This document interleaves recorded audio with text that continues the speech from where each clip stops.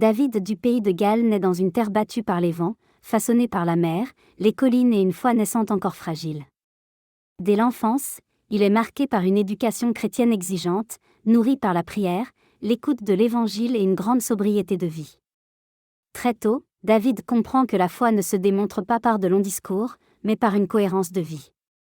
Il choisit la voie monastique, attiré par le silence, la discipline et la recherche d'une union profonde avec Dieu. David fonde plusieurs communautés où la règle de vie est simple, mais rigoureuse. Les moines vivent du travail de leurs mains, cultivent la terre, prient longuement et partagent tout. Le confort est volontairement absent. Cette austérité n'est pas un rejet du monde, mais une manière de libérer le cœur. David enseigne surtout par l'exemple. Il parle peu, mais chaque geste devient une leçon. Sa parole est directe, enracinée dans l'Évangile, sans compromis avec la facilité. Il rappelle sans cesse que la joie véritable ne dépend pas des biens matériels, mais de la fidélité quotidienne. Peu à peu, sa réputation dépasse les frontières de ses communautés. On reconnaît en lui un homme de sagesse et de discernement. Il est appelé à jouer un rôle de guide spirituel pour l'Église locale. Malgré son désir de discrétion, David accepte de devenir évêque, non par ambition, mais par obéissance. Même investi de cette responsabilité, David ne change rien à son mode de vie.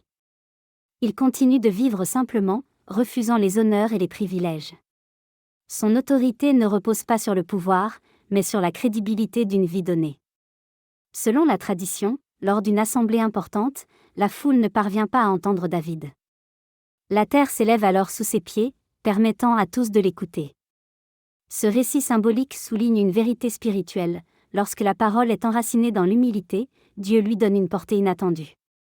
Jusqu'à la fin de sa vie, David reste fidèle à sa ligne intérieure. Il exhorte ses disciples à garder la foi avec courage, à se réjouir dans les petites choses et à rester ferme dans l'espérance. Sa mort survient paisiblement, entouré de respect et de reconnaissance. Saint David du pays de Galles nous rappelle que la sainteté peut être profondément enracinée dans la simplicité. Il nous invite à vivre une foi incarnée, silencieuse, mais féconde, capable de transformer une culture entière par la cohérence de vie.